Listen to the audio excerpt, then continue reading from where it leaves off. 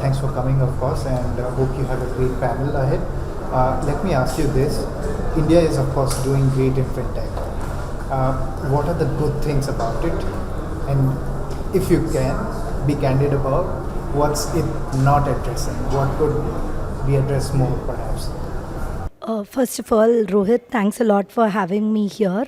Yes, I agree with you. I still think the India fintech story has just gotten started. We all know what's going great. Digital payments is growing great. The whole Digital India initiative, the whole Jandan stack is going great. What I think I wouldn't really say anything is bad because we are still much in nascent stages, right? You look at the valley, there have been entrepreneurs for the last 40, 50 years, whereas we have just started. Shark Tank India is barely 2.5 years old. That's the spirit of entrepreneurship itself is just kicking in here. So I think there is lots more room to do and grow in this country. But from a fintech point of view, maybe one thing is digital banking licenses. We have all been much awaiting that. Second is standalone business models which fintechs are doing. How do you sort of bring it into the regulatory ambit is a real question, because we saw what happened with pay later models trying to ride on some other regulatory product, etc. Is there any way regulator could acknowledge fintechs more and bring them into the regulatory fold? Because there sometimes exists a gray area which might get avoided. I feel if there is while fintechs would hate me for saying better regulations, I would call it streamlined regulations, which are very specifically segment-based and problem-solution-oriented.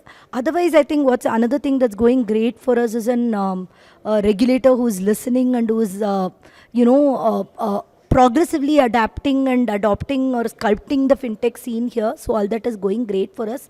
The second bad maybe is for the population of 1.2 billion, have we covered quite a lot of use cases? If you take a segment like a senior citizen or homemakers, or even if you go to tier B and C towns, SMEs, for example, MSMEs, the higher value current accounts, banks are just too big and meandering to solve the problem. So segment focused neobanks could be an answer. Again, that's where I feel regulations could help. Right. Since you brought up the topic of banks, how relevant are they and how are they going to survive with so many fintechs and so much of innovation? So I have to be honest here. I have banking in my blood. I have been banker for more than 16 years. I'll never say banks are going away. I think superficially, right, if you unbundle what really banks do, right, the core of the banking, which is your lending, your NIM, your managing deposits, it's not going away anywhere. I mean the kind of trust that these institutions enjoy. The user experience layer, which obviously is where we all love to hate banks, can be improved. I would like to think they are improving, and that's where fintechs are bringing in a meaningful difference, and they are chugging it forward for the entire banks as well. I mean, if a fintech into credit cards is launching a display your reward points right here feature, immediately we are seeing that banks are adapting to it. So I would say do not underestimate banks, but at the same time, the kind of scale and their operations also sort of pushes them down when it comes to innovation agenda. And I would like to think that's where there is space for fintechs to emerge. I hate to keep emphasizing on banks, of course, since you brought up your banking kind of background. Let me ask you, what is this is a festival of fintech, but still, let me ask you about banks. What is the next iteration of banking? What is the next frontier for banking? Or does it work in tandem with fintechs and survive that way, or is it still going to be that big entity it used to be back then? See, I think when it comes to banks and fintechs, I would like to unravel it a little bit. I'm building a B2B infra platform. At Hyperface, we help banks do and launch better credit card programs.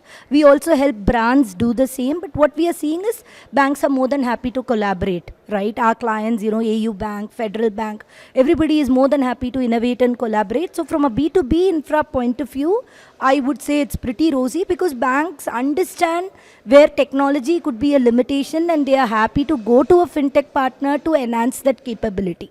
Then you're looking at the layer of direct to customers.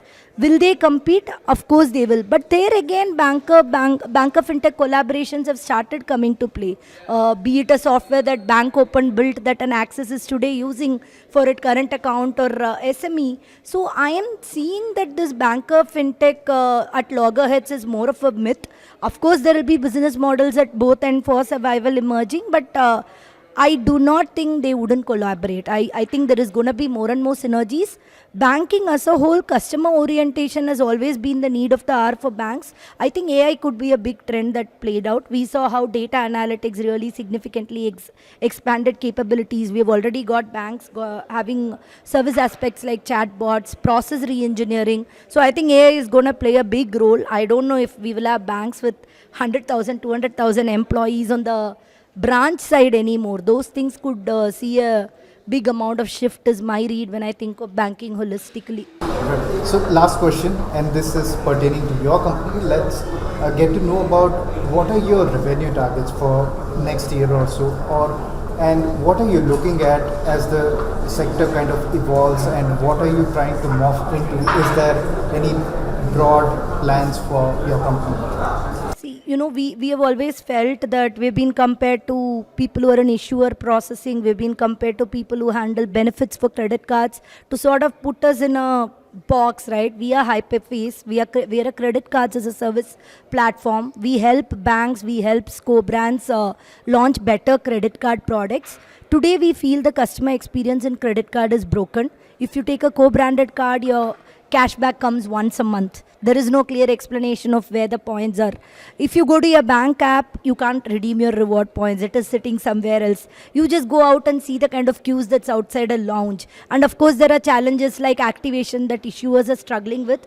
We want to be right in the thick of this action.